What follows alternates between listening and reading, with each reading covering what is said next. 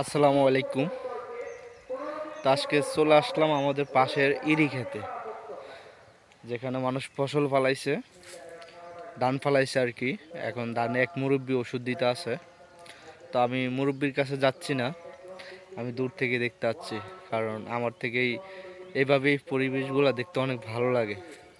আমি মাঝে মধ্যে এখানে আসি দেখার জন্য, এগুলা অনেক আলাদা একটা ভিউ পাওয়া যায়, যার কারণে এখানে আসা হয় আর কি।